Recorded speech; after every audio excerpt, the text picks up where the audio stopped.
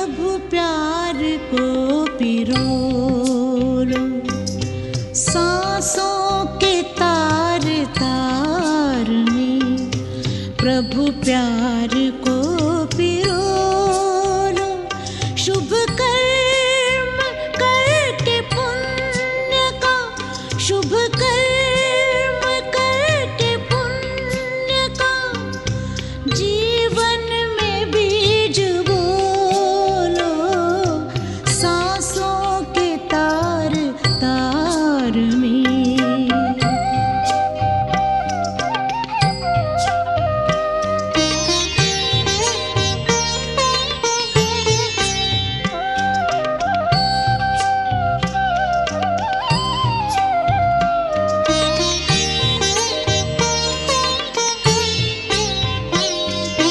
जीवन का एक एक पल अनमोल है खजाना, इनमें से एक पल भी नहीं लौट के है आना।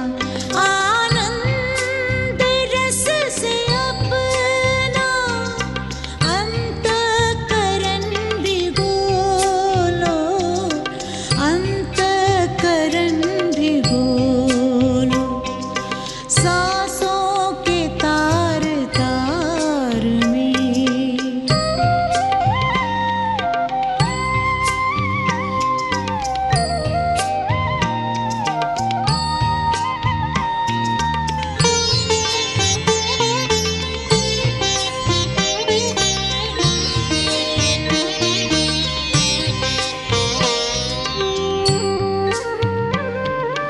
ज्ञानी की निशानी मीठी सी उनकी वाणी, मीठे से बोल में है प्रभु की झलक सुहानी।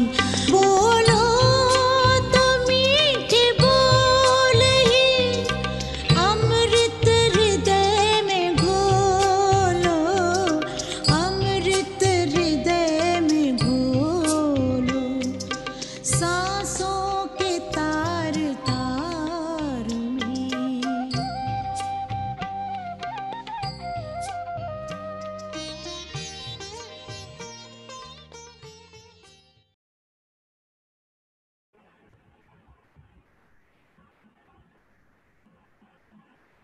कुछ क्षण के लिए अपने मन और बुद्धि को पूरी तरह से शांत कर ले।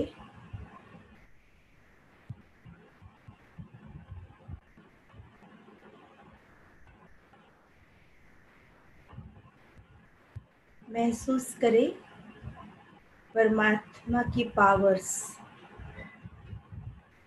गॉड्स पावर्स एक ब्लेसिंग फॉर्म में हम पर आ रही है, जिससे हमारा मन पूरी तरह शांत शांत हो रहा है। मन शांत और तन भी स्थिर। मन शांत होने से शरीर भी स्थिर और एकाग्र हो जाता है। तो परमात्मा की पावर्स आत्मा में और शरीर में पूरी तरह से फैलता हुआ महसूस कीजिए। शरीर के हर सेल्स में परमात्मा की पावर प्रवेश कर रही है, जिस पावर से शरीर एनर्जी से भर रहा है, लेकिन रिलैक्स भी हो रहा है। तो मन से और शरीर से पूरी तरह से रिलैक्स, कंफर्टेबल, पीसफुल और एनर्जी के साथ अपने आप को महसूस करें। ओम शांति। आज का जो सेशन है अपने स्वयं के जन्मों को जानना, स्वयं की जन्म कथा को समझना। जैसे कल हम सभी ने सृष्टि चक्र क्या है इसको समझा था। इस सृष्टि साइकिल के अंदर 5000 साल के इस चक्र में हम कितने जन्म लेते हैं, जन्म लेते लेते आज हम कौन से स्टेप पर पहुंचे हैं और फिर हमें इस समय पर क्या करना है जिससे कि हम फिर से अपने ओरिजिनल स्टेज में पहुंच सकते हैं। तो उस बात को हम समझने का प्रयास करेंगे। सृष्टि चक्र के ही चित्र को सीढ़ी के फॉर्म में दिखाया है। आप सभी के सामने चित्र दिख रहा है। जो कल आपने चक्र देखा था वही चक्र आज सीढ़ी के फॉर्म में है। सीढ़ी के फॉर्म में इसीलिए है क्योंकि जैसे हम सीढ़ी के एक एक स्टेप्स उतरते हैं तो नीचे पहुंचते, तो ठीक ऐसे ही जन्म लेते लेते इस 5000 साल के साइकिल में सतयुग से लेकर अभी कलयुग अंत तक जन्म लेते लेते सोल पावर डिप्लीट होती गई और आज कलयुग में हम किस स्टेज पर आकर पहुंचे हैं वो बात इस सीढ़ी के चित्र में स्पष्ट होती है। तो ये जो 5000 साल का साइकिल है सृष्टि चक्र, इसके अंदर हर एक युग का कालावधि, टाइम पीरियड, हर एक युग का ड्यूरेशन सेम है। हर एक युग 1250 साल 1250 साल का है, किंतु हर युग में हमारी जन्मों की संख्या अलग अलग है। ऐसा क्यों? क्योंकि जन्म के लिए एक नियम लागू है। जितना हमारी आत्मा की पावर फुल चार्ज है तो आत्मा एक शरीर को लंबे समय तक चला सकती है। तो जन्मों की संख्या कम है और जैसे जैसे आत्मा की पावर कम कम होती जाती है तो शरीर की उम्र भी ढलते जाती है, तो जन्मों की संख्या बढ़ती जाती है। तो ये जन्मों के लिए नियम है। तो इस सृष्टि साइकिल में सबसे पहला युग जो है सतयुग। तो इस सतयुग में पहला पहला जन्म जो है श्री राधे और श्री कृष्ण का होता है। वो ध्यान से सुनना, जो पहला पहला युग है वो श्री कृष्ण और श्री राधे का होता है। आपको चित्र में भी नजर आ रहा है, केवल सतयुग का पोर्शन इस चित्र में दिखाया हुआ है। सृष्टि का जो आदि काल है जिसे स्वर्णिम युग, सतयुग, सोने की दुनिया, गोल्डन एज, गोल्डन स्पैरो, ऐसे अलग अलग शब्दों में संबोधित किया हुआ युग, जहां पर हर एक प्योर सोल है, पवित्र आत्माएं हैं। तो इस सृष्टि साइकिल में सबसे पहला जन्म श्री कृष्ण और श्री राधे का होता है। श्री कृष्ण और श्री राधे ही जब बड़े होते हैं, उनका स्वयंवर होता है, तो आगे ही चित्र में दिखाया है उन्हें श्री लक्ष्मी और श्री नारायण कहा जाता है। तो राधे कृष्ण के स्वयंवर के पश्चात उनका नाम परिवर्तन हुआ है। वो सिलसिला आज कलयुग अंत तक चल रहा है। आज कलयुग अंत में भी कई बार विवाह के समय पर नाम बदली किया जाता है। तो सतयुग में भी राधे कृष्ण का नाम बदल करके उनका नाम लक्ष्मी नारायण हुआ। इसलिए आज भक्ति मार्ग में राधे कृष्ण का कोई बड़ा रूप हमको नजर नहीं आता है और लक्ष्मी नारायण का कोई बचपन नजर नहीं आता है, क्योंकि राधे कृष्ण ही लक्ष्मी नारायण बनते हैं। और यही लक्ष्मी नारायण का कंबाइंड स्वरूप कौन सा है? लक्ष्मी नारायण का कंबाइंड स्वरूप क्या है जो आपने थर्ड सेशन में सुना था? कौन सा है? लक्ष्मी नारायण का ही कंबाइंड रूप किसे कहेंगे? विष्णु। तीसरे लेसन में सुना था ना, 4 हाथ क्यों है विष्णु को? लक्ष्मी के 2 हाथ और नारायण के 2 हाथ, ऐसे मिलाकर के विष्णु को 4 हाथ दिखाए हुए हैं। तो राधे कृष्ण, लक्ष्मी नारायण और विष्णु, ये तीनों अलग अलग नहीं है। राधे कृष्ण ही बड़े हुए, उनका स्वयंवर हुआ तो उन्हें लक्ष्मी नारायण कहा गया। लक्ष्मी नारायण का ही भक्ति मार्ग में कंबाइंड रूप विष्णु दिखाया गया, परंतु हमें इनका अर्थ, इनके अंदर का ज्ञान पता न होने के कारण हम इन तीनों को भी अलग अलग समझते आए हैं। फिर सतयुग की आदि में जहां पर हर चीज की समृद्धि है, वहां पर श्री राधे और श्री कृष्ण का जन्म हुआ है। परंतु आज तक तो हम सुनते आए हैं श्री कृष्ण का जन्म तो कहाँ हुआ? श्री कृष्ण का जन्म तो कंस के जेल में हुआ, ऐसे सुना है ना। पर एक बात हम सभी इतना तो स्पष्ट रीति से समझते हैं कि जैसा कर्म वैसा जन्म, ये बात क्लियर है ना। ये बात तो पक्की हमको पता है कि जैसा कर्म वैसा जन्म।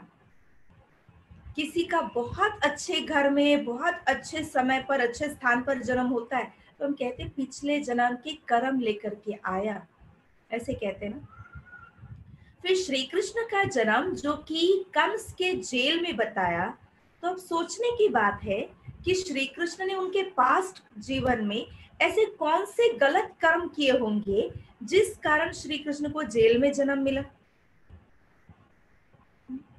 जन्म ही जेल में, और फिर उसके बाद भी जन्म होने के पहले उसकी मौत की तैयारियां, उसको मारने की, उसको समाप्त करने की तैयारियां, उसके प्लान्स। तो सोचने की बात है, कहने का भाव ये है कि श्री कृष्ण का जन्म जेल में नहीं हुआ, श्री कृष्ण का जन्म तो सतयुग में हुआ। परंतु जो जेल में जन्म दिखाया वो वास्तव में परमात्मा के अवतरण की बात दिखाई है। परंतु जैसे भक्ति मार्ग में हम भगवान के स्वरूप को भूल गए हैं कि भगवान ज्योति रूप है, प्रकाश रूप है, तो ये बात हम भूल गए हैं। तो जो बातें भगवान की है वो सारी बातें श्री कृष्ण के साथ जोड़ दी गई है, क्योंकि श्री कृष्ण को नेक्स्ट टू गॉड ऐसे कहा गया है। सुना है कभी ऐसे शब्द? श्री कृष्ण को नेक्स्ट टू गॉड या लॉर्ड कृष्णा ऐसे कहते हैं। कृष्ण को कभी गॉड कृष्णा नहीं कहते हैं, कृष्ण को हमेशा कहते हैं लॉर्ड कृष्णा या नेक्स्ट टू गॉड। एकदम भगवान समान जो बनी हुई पहले नंबर की आत्मा है वो श्री कृष्ण है, और भगवान के समान बनी हुई होने के कारण सतयुग के इस सृष्टि के स्वर्णिम काल में, आदि काल में सबसे पहले पहले उन्हीं का जन्म होता है। तो इसीलिए उन्हें सतयुग का फर्स्ट प्रिंस एंड प्रिंसेस कहा गया है, सतयुग के आदि काल में उनका जन्म होने के कारण। और नेक्स्ट टू गॉड, भगवान के बाद पहले नंबर वाली आत्मा वो है, पर उन्हें कभी भी गॉड कृष्णा नहीं कहते, क्योंकि गॉड एक ही है, उन्हें लॉर्ड कृष्णा कहते। श्री गणेश जी को भी हम कहते हैं लॉर्ड गणेशा, लॉर्ड कृष्णा।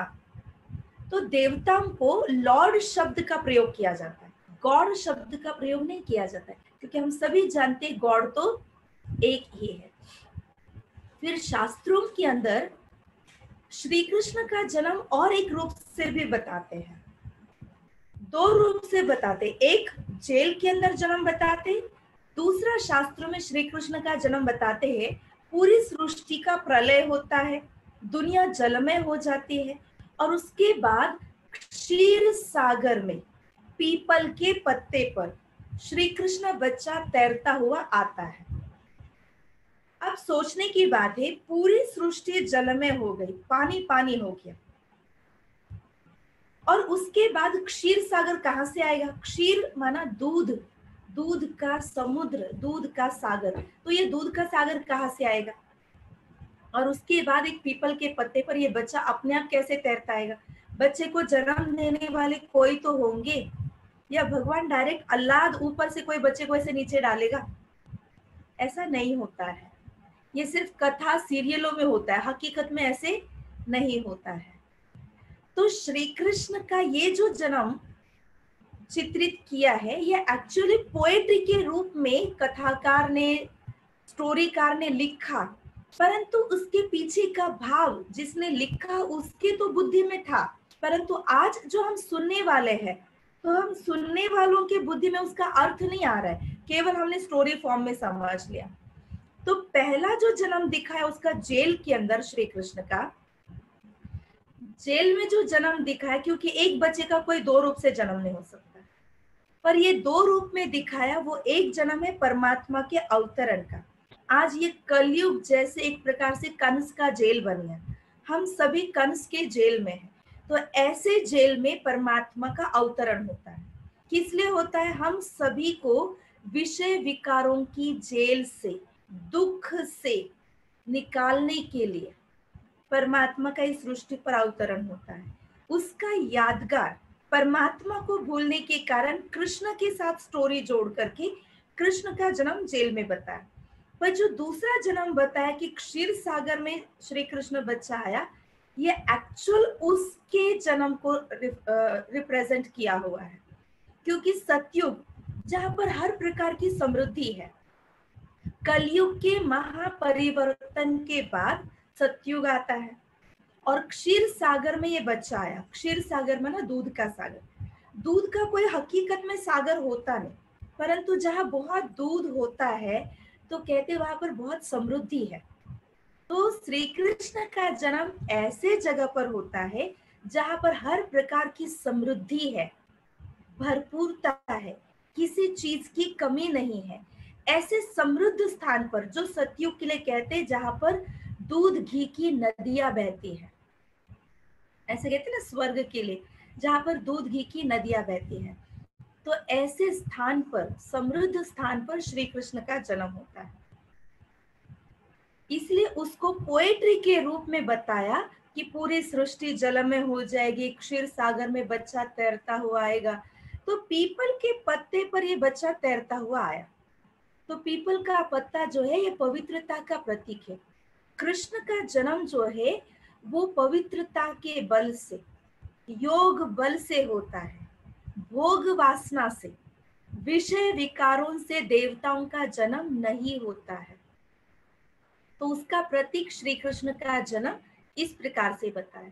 तो सतयुग में जो भी आने वाले देवी देवताएं हैं, उनके लिए महिमा में कहते कि वो 16 कला संपूर्ण है।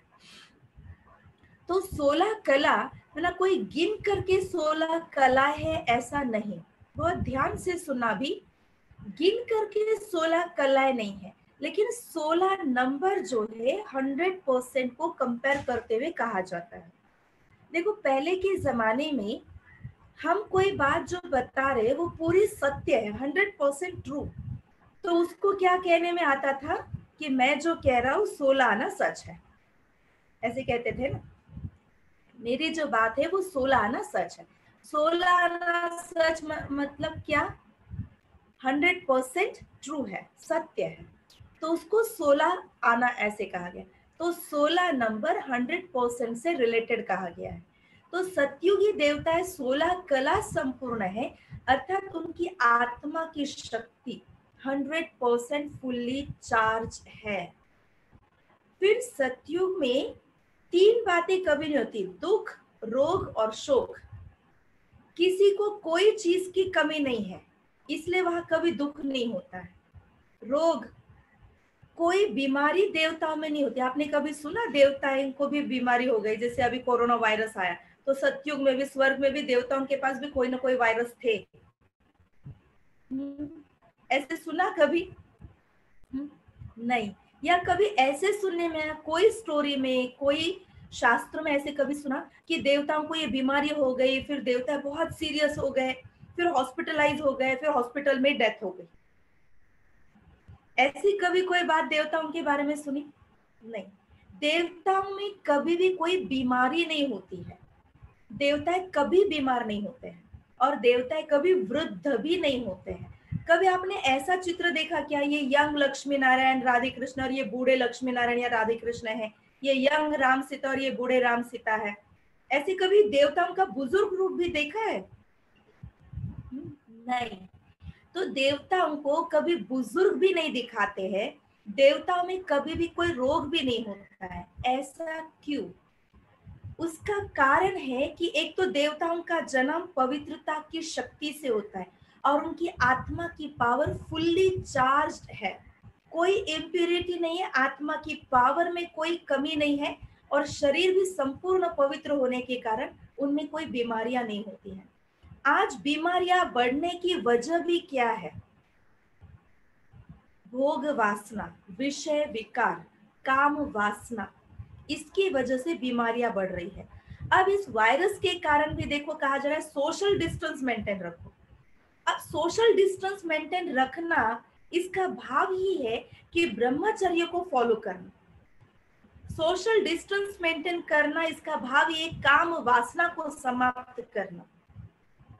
सोशल डिस्टेंस रखना अर्थात स्पिरिचुअल रिलेशनशिप रखना, और जहां स्पिरिचुअल रिलेशनशिप है वहां प्योरिटी है, और जहां प्योरिटी है वहां कोई बीमारी नहीं है। जहां पवित्रता समाप्त होती है और जहां भोग वासना शुरू होता है, तो वहां पर ही कई प्रकार की बीमारियां हैं। और कुछ एक ऐसी बीमारियां जिन बीमारियों के कारण डॉक्टरों को भी ये सजेस्ट करना पड़ता है कि फिजिकल रिलेशनशिप नहीं होना चाहिए। तो सतयुगी देवताओं में कंप्लीट पवित्रता थी, वहां पर भी हस्बैंड वाइफ थे, वहां पर भी पति पत्नी का संबंध था, गृहस्थ जीवन था सतयुग में। लक्ष्मी नारायण, राम सीता, तो ये सारे युगल युगल कपल कपल ही तो थे, अर्थात वहां पर भी गृहस्थ जीवन था। पर देवताओं की गृहस्थी में कभी भोग वासना नहीं थी, पवित्रता थी। इसलिए आज भी जब हमें देवी देवताओं की पूजा करनी होती है तो हम पवित्रता का ध्यान रखते हैं ना। या कोई बेडरूम में से उठ के सीधा मंदिर में जाता है? नहीं जाते हैं ना। या हम अपने घर में भी कोई देवी देवताओं की पूजा करते, जैसे नवरात्रि है, अगर घट बिठाते हैं, गणेशोत्सव है, श्री गणेश जी को घर में बिठाया है, तो उतने दिन घर में ब्रह्मचर्य को फॉलो किया जाता है। क्यों? क्योंकि देवताओं के अंदर उनके पति पत्नी के रिलेशनशिप में भी ब्रह्मचर्य था, संपूर्ण पवित्रता थी, और वो पवित्रता के कारण उनकी लंबी आयु थी।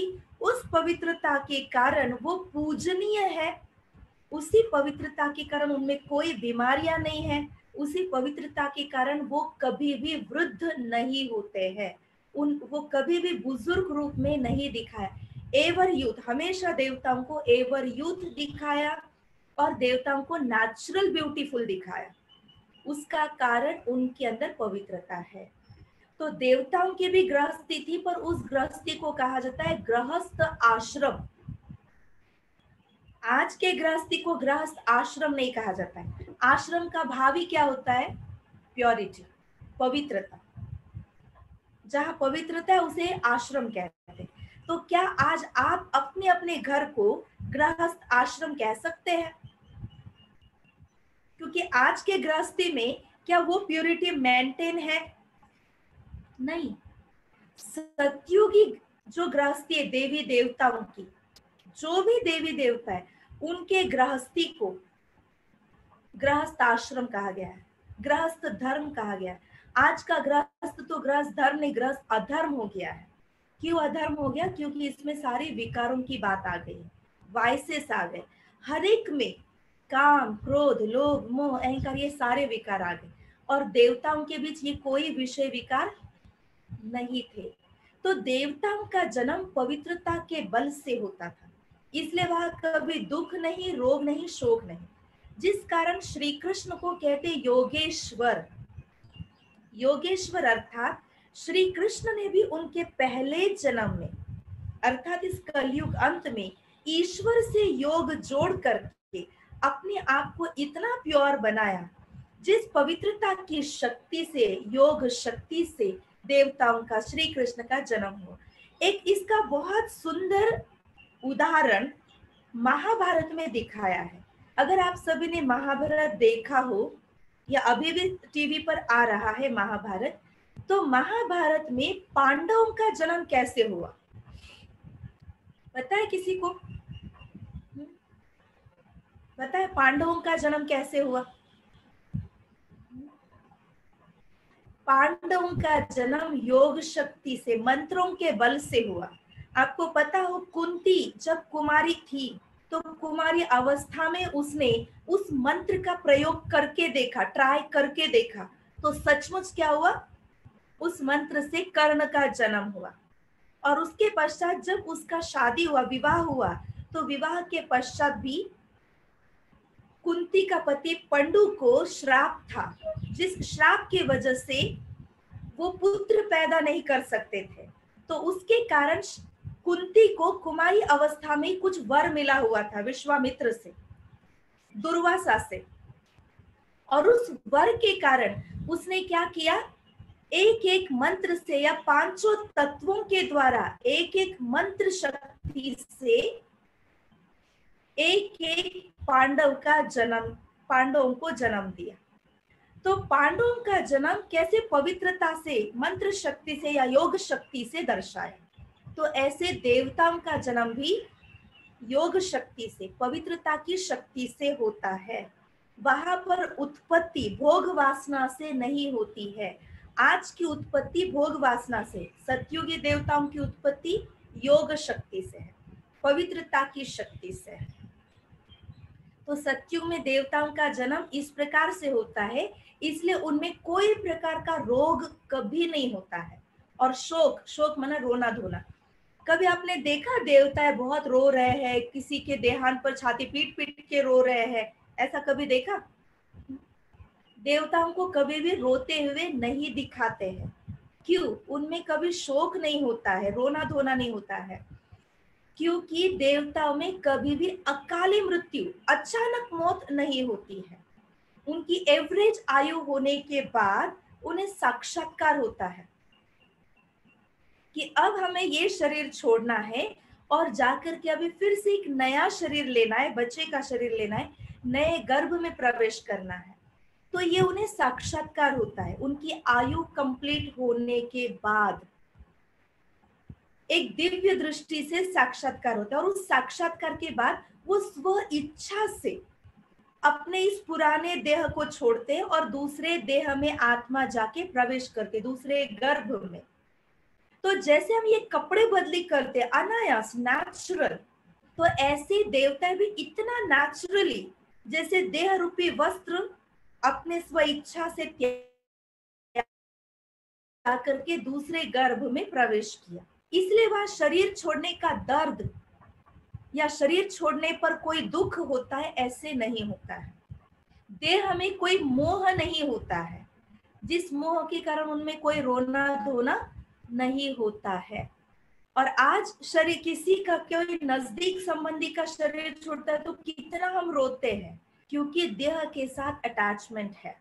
और सतयुग में ऐसा अटैचमेंट देवताओं के बीच नहीं होता है। उनमें स्पिरिचुअल लव होता है, पवित्र प्रेम होता है, देह का अटैचमेंट नहीं होता है, जिसके कारण वहां शोक नहीं होता है, अकाले मृत्यु नहीं होता है।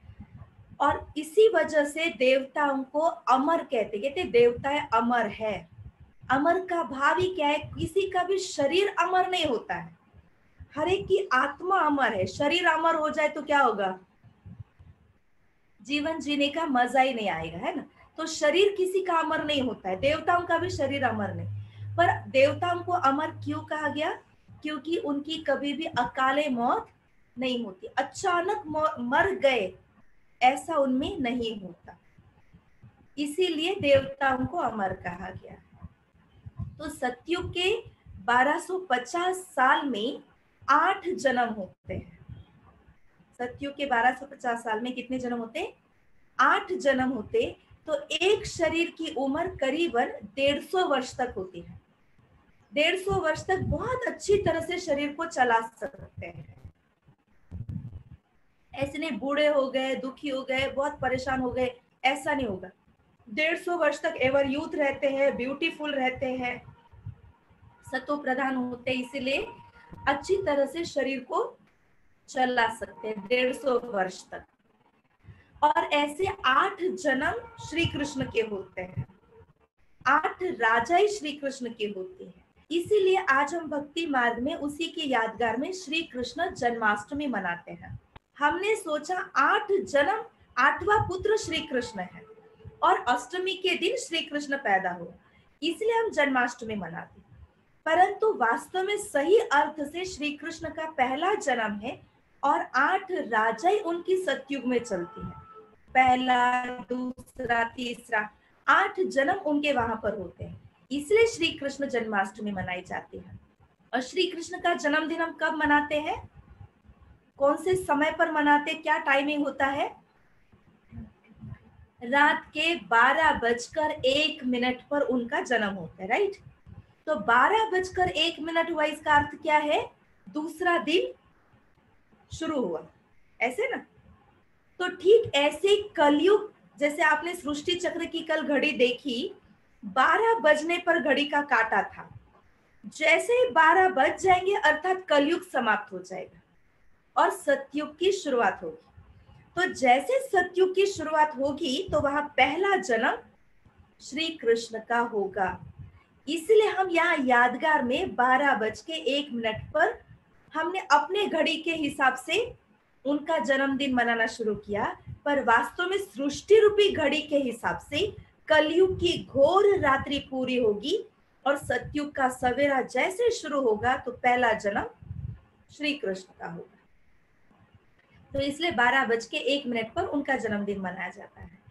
फिर श्री कृष्ण और श्री राधे बड़े होकर जब लक्ष्मी नारायण बनते हैं तो इसीलिए उनको सूर्यवंशी घराने का कहा गया है, जिस कारण श्री नारायण के नाम के साथ एक शब्द जोड़ा जाता है। कौन सा शब्द है, नारायण को डायरेक्टली श्री नारायण नहीं कहते हैं और एक शब्द जोड़ते हैं, कौन सा,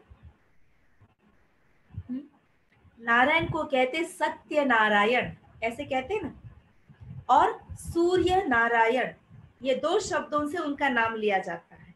सत्य नारायण इसलिए कहा जाता है क्योंकि वो सतयुग के मालिक है, सतयुग के अधिकारी है, तो सत्य नारायण। और सूर्यवंशी घराने की, सूर्यवंशी क्यों कहा गया, क्योंकि सूर्य की कलाएं कभी कम ज्यादा नहीं होती है, सूर्य की कलाएं हमेशा, सूर्य हमेशा शक्तिशाली, प्रखर है, तेजस्वी है। तो सत्युगी आत्मा भी इतने पावरफुल है, प्योर है, जिस कारण उन्हें सूर्यवंशी कहा गया है। तो नारायण को सत्य नारायण या सूर्य नारायण ऐसे कहा गया क्योंकि वो सूर्यवंशी घराने के हैं, सतयुग के मालिक है। फिर सतयुग की शुरुआत में जो जनसंख्या है, पॉपुलेशन है, वो सिर्फ 9 लाख होता है। आज कलयुग में देखो कितने 700-800 करोड़ों की आबादी है और इसमें से केवल 9 लाख आत्माएं सतयुग के शुरुआत में आई। जैसे कल हमने सुना कलयुग खत्म होगा तो हम सब अपने घर परमधाम चले जाएंगे और परमधाम जाने के बाद फिर जैसे ही सवेरा आएगा अर्थात सतयुग आएगा तो सभी एक साथ नीचे नहीं आएंगे। जिन्होंने इस संगम युग पर अपने आप को इतना अच्छा बनाया ज्ञान और योग बल से, वही डिवाइन सोल्स, प्योर सोल्स सतयुग के शुरुआत में आएंगे। तब तक बाकी सब परम धाम में बैठे रहेंगे। स्वर्ग के शुरुआत का इतना सुंदर सुख अनुभव करने के लिए संगम युग पर जो जाग चुके हैं वही सतयुग के आदि में आएंगे। इसलिए शुरुआत में 9 लाख पॉपुलेशन है, फिर धीरे धीरे बढ़ता है तो सतयुग के एंड तक 2 करोड़ पॉपुलेशन हो जाता है। फिर जैसे स्वर्ग का ड्यूरेशन पूरा हुआ सतयुग का तो दूसरा युग आएगा त्रेता युग। अब यहाँ पर आने के बाद क्या हुआ, आत्मा की पावर थोड़ी सी कम हो जाती है और जैसे आत्मा की पावर थोड़ी सी कम हो जाती है तो यहाँ पर आने वालों को चंद्रवंशी घराने का कहा गया है। जैसे सतयुग में 8 जन्म श्री कृष्ण के हुए तो त्रेता युग में 9वां जन्म श्री राम का होता है। इसलिए आज भक्ति मार्ग में हम राम नवमी मनाते हैं। त्रेता से राम राज्य शुरू होता है। हमने समझा नवमी के दिन श्री राम का जन्म हुआ, परंतु नहीं, 9वां जन्म श्री राम का हुआ और यहाँ से राम राज्य शुरू हुआ, इसलिए हम राम नवमी मनाते। श्री राम का जन्मदिन हम कितने बजे मनाते हैं, दिन के 12 बजे, है ना। श्री कृष्ण का जन्म रात के 12:01 पर, तो श्री राम का जन्मदिन दिन के 12 बजे मनाते। तो दिन के 12 बज गए माना यहाँ से दोपहर शुरू हुआ ना, तो सतयुग सवेरा है तो त्रेता युग दोपहर है और यहाँ पर 9वां जन्म श्री राम का हुआ और इसीलिए हम दिन के 12 बजे राम का जन्मदिन मना रहे। तो हमने अपने घड़ी के हिसाब से, अपने घड़ी के रात के 12, दिन के 12 बजे मना रहे, पर एक्चुअल में सृष्टि रूपी बेहद की घड़ी के हिसाब से सतयुग की शुरुआत में कृष्ण का जन्म हुआ, त्रेता युग माना सृष्टि साइकिल का दोपहर, तो वहां पर श्री राम का जन्म हुआ। और यहाँ पर आने वालों को चंद्रवंशी घराने का कहा गया है। इसलिए देखो, हमेशा श्री राम के नाम के साथ एक शब्द जुड़ा रहता है। कौन सा? कभी भी हम केवल श्री राम नहीं कहते हैं, क्या कहते हैं? श्री राम, ऐसे कहते हैं ना, श्री रामचंद्र कहते हैं। तो श्री रामचंद्र क्यों कहा गया है? क्योंकि श्री राम जी चंद्रवंशी घराने के हैं। चंद्र की कलाएं कम ज्यादा होती है, तो त्रेता युग में आने के बाद आत्मा की पावर थोड़ी सी कम हो गई। सतयुग में हम 16 कला संपन्न थे, तो त्रेता युग में आने वालों को 14 कला संपन्न कहा गया। 14 कला संपन्न अर्थात 100% पावर में से 20% पावर आत्मा की कम हो गई। तो इसलिए यहाँ आने वालों को, वहां वालों को 16 कला, तो यहाँ वालों को 14 कला कहा गया है। बाकी त्रेता युग में भी दुख, रोग, शोक, ये तीनों चीजें नहीं है। वहां पर भी सुख, शांति, समृद्धि सब कुछ है। वहां पर भी पवित्रता से ही जन्म होता है। पवित्रता की शक्ति त्रेता युग में कायम है। यहाँ के 1250 साल में 12 जन्म होते हैं, तो शरीर की आयु थोड़ी सी घट जाती है। तो यहाँ के 1250 साल में 12 जन्म लेने के कारण एक शरीर की आयु करीबन 125 साल तक रहती है। सतयुग में 150 साल तक है, त्रेता युग में 125 साल तक है। जन्मों की संख्या बढ़ गई। सतयुग में कितने जन्म लिए? 8 जन्म लिए। त्रेता युग में, ध्यान में रखना, बाद में हमें इसको काउंट करना है। तो त्रेता युग में हमने 12 जन्म लिए। शरीर की उम्र थोड़ी सी कम हो गई, बाकी प्योरिटी, डिविनिटी सब कुछ वहां पर है। अब त्रेता के अंत तक जो पॉपुलेशन होता है वो होता है 33 कोटि, 33 करोड़ जनसंख्या हो जाती है। त्रेता के अंत तक जो भी आत्माएं परमधाम से इस सृष्टि पर आई, उन्हें देवी देवता ही कहा गया है, देव आत्मा ही कहा गया है। इसीलिए आज हम भक्ति मार्ग में 33 कोटि देवताओं की मान्यता रखते हैं। हम कहते हैं ना 33 कोटि देवता है नहीं, थे। क्योंकि अभी का युग कौन सा चल रहा है? कला युग। और देवताएं कहाँ पर थे?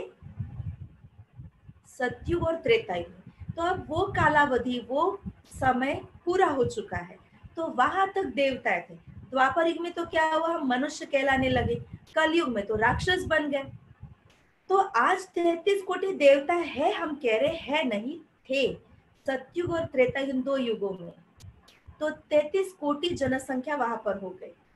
तो इन 2 युगों में हम बहुत सुखी थे, देव रूप में थे। पवित्रता की शक्ति से, योग शक्ति से जन्म हो रहा था। अब त्रेता युग से जैसे ही समय आगे बढ़ा, द्वापर युग आया। तो जैसे कल भी हमने सुना, द्वापर युग में क्या हुआ? जैसे शाम के समय पर सूर्य ढल जाता है, तो ऐसे द्वापर युग के समय पर क्या हो गया? हम अपने सेल्फ अवेयरनेस को भूल गए, सेल्फ अवेयरनेस ढल गया, हम बॉडी कॉन्शियसनेस में आ गए। तो आप चित्र देखिए, जैसे हम द्वापर युग में आ गए, तो यहाँ सोल पावर और कम हो गई, आधी खत्म हो गई।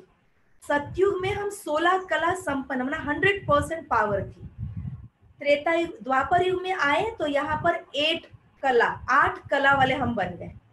16 कला में से 8 कला अर्थात 50% पावर अब खत्म हो गई। अब यहाँ सोल पावर 50% बच गई द्वापर युग में। और यहाँ पर हमारे अंदर क्या हुआ? जो 33 कोटि देवता थे वो भी आगे बढ़ गए। कॉस्ट्यूम चेंज हुआ, सोल वही है, कॉस्ट्यूम बदली हुआ, ऊपर से और आत्माएं ऐड हो गए और पॉपुलेशन बढ़ गया। या हम खुद को देवता के बजाय मनुष्य कहलाने लगे कलयुग, द्वापर युग में। और जब यहाँ मनुष्य कहलाने लगे, तो यहाँ आने वालों को वैश्यवंशी कहा गया है। और आत्मा की पावर तो और कम हो गई।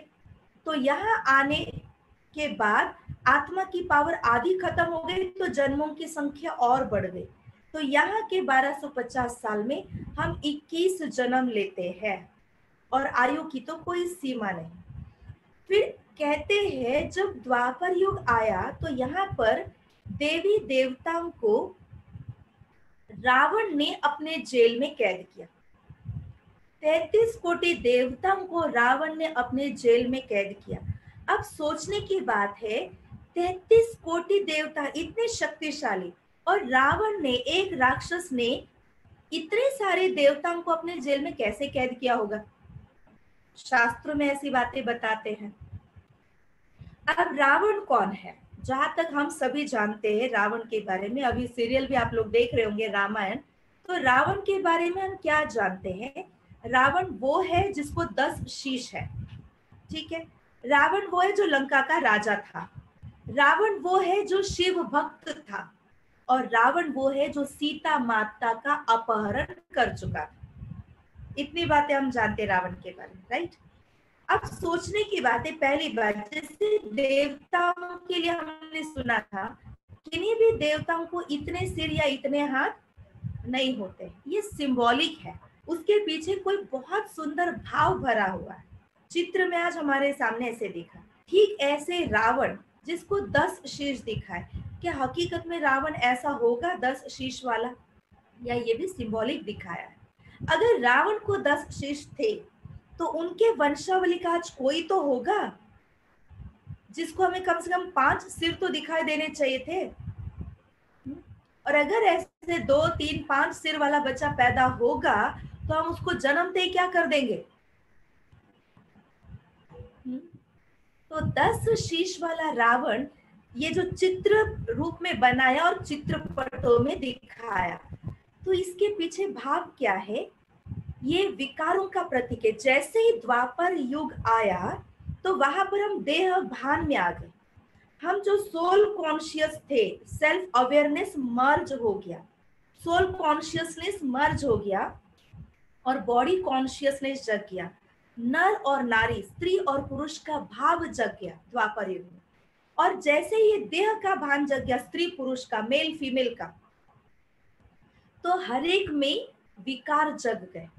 5 विकार स्त्री में, 5 विकार पुरुष में। कौन से 5 विकार? Lust, anger, greed, attachment and ego. काम, क्रोध, लोभ, मोह, अहंकार, ये 5 विकार स्त्री में और 5 विकार पुरुष में जग गए। और इससे भोग वासना शुरू हुआ। हर एक इंसान देह भान के विषय विकारों के रूपी रावण के जेल में कैद हुआ।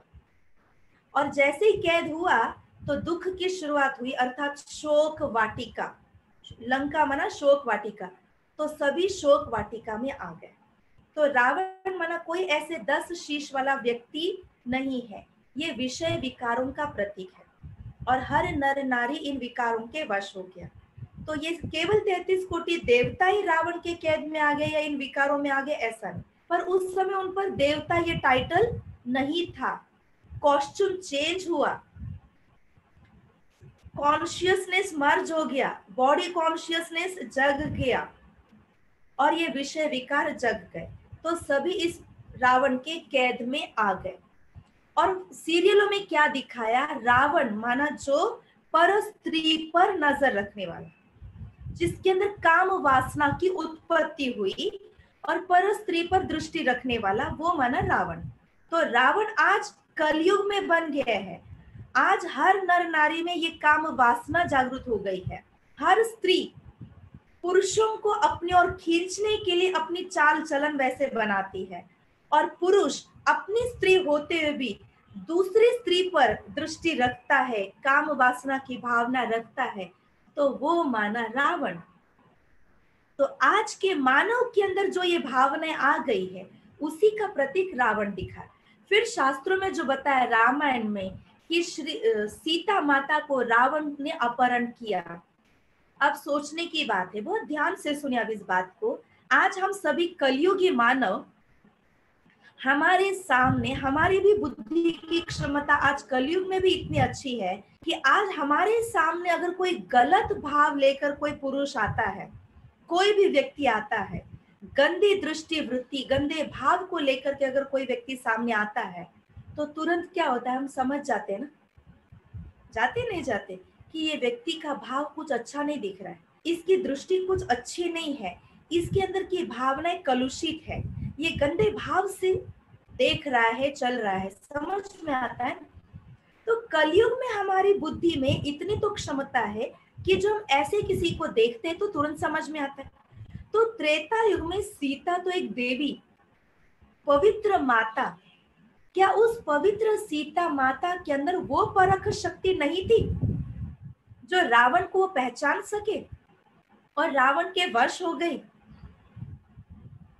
तो नहीं, ऐसी बात नहीं है। कहने का भाव ये है, बहुत समझने की बात है कि राम के साथ ऐसा कोई रावण नहीं था जो वहां पर सीता का अपहरण हुआ। सही रामायण अभी प्रैक्टिकल में इस दुनिया में हो रहा है, दिन दहाड़े किसी का अपहरण हो रहा है, किसी को किडनैप किया जा रहा है, और न केवल किडनैप लेकिन उसके साथ रेप जैसा कार्य हो रहा है। तो प्रैक्टिकल रावण आज के मानव में उतरा हुआ है और प्रैक्टिकली रामायण आज कलयुग में हो रहा है। और ऐसे समय पर निराकार परमात्मा शिव जो राम के रूप में प्रजापिता ब्रह्मा के तन में अवतरित होकर हम सभी आत्मा रूपी सीताओं को इस रावण से, विषय वासनाओं से छुड़ाते हैं। परंतु ये बातों को क्या हुआ, द्वापर युग में लिखा गया, शास्त्रों के रूप में लिखा गया। अब अभी जो घटनाएं घट रही है, अभी जो बातें हो रही है, और परमात्मा आकर के जो बातें हमें सिखा रहे हैं, और जिसके परिणाम स्वरूप हम अपने आप को रावण से, विषय विकारों से मुक्त करके इसके बाद हम सतयुग में जाते हैं और सतयुग का इतना सुख पाते हैं। फिर जैसे द्वापर युग से दुख की शुरुआत होती है तो थोड़ी बहुत ये संगम युग की बातें हमें याद आती है और उस आधार से हमने ये शास्त्र लिखे। तो जब लिखा गया तो उसमें बहुत कुछ गड़बड़ हो गया, अपनी मति का मत उसमें उतर गया। जैसे आज मैं आपको जो सेशन बता रही हूँ, इस सेशन को अगर आपको बता जाए कल एज इट इज आपको रिपीट करना है तो आप कर सकेंगे? कर सकेंगे? जो सेशन हमने आपको बताया एज इट इज आप रिपीट नहीं कर सकेंगे। आप, मैंने अगर 1-1.5 घंटा सुना है तो आप 10-15 मिनट सुना सकेंगे, और उस 10-15 मिनट में भी जो शब्द मैंने बताया वही शब्द आप नहीं बता सकेंगे। फिर जो भाव मेरे थे वही भाव आपके नहीं होंगे, शब्द बदल जाएंगे, भाव बदल जाएंगे। तो आज सुना हुआ कल भी तुरंत रिपीट नहीं हो सकता। तो अब इस कलयुग के अंत में जो घटनाएं घट रही है और परमात्मा आकर के जो सारी बातें हमें सिखा रहा है, जिसके आधार से हम स्वर्ग, सतयुग, त्रेता के सुख को पाते हैं, और फिर जैसे द्वापर युग आता है तो 2500 साल का गैप पड़ने के उपरांत कितनी बातें हमें याद आई होगी।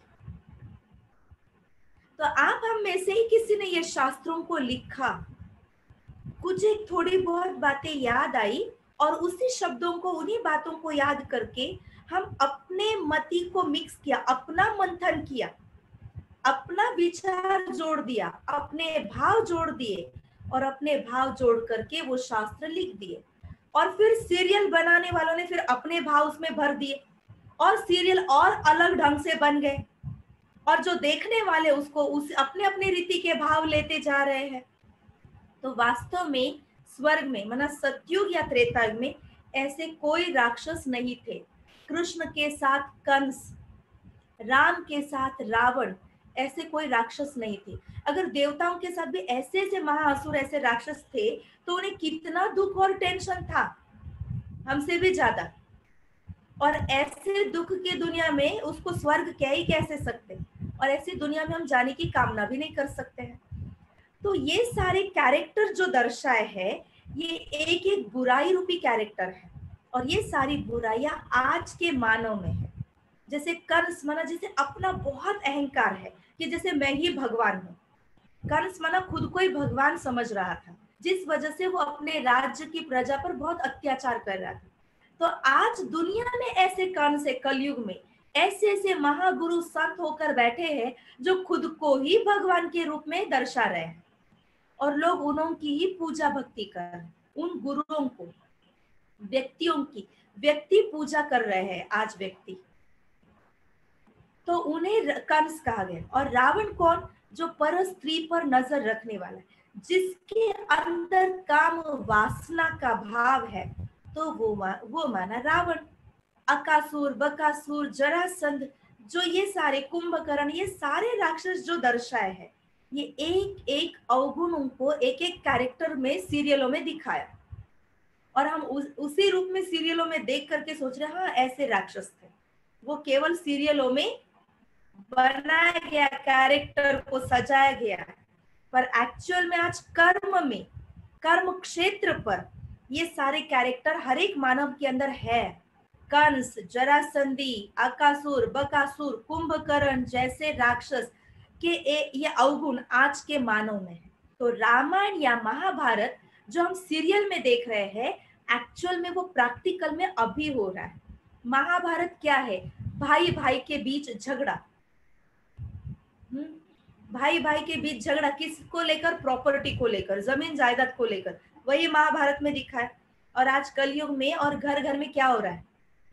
प्रत्येकाच्या घरचा 7-12 घेऊन तर भांडणं आहेत ना, ऐसे ही है ना।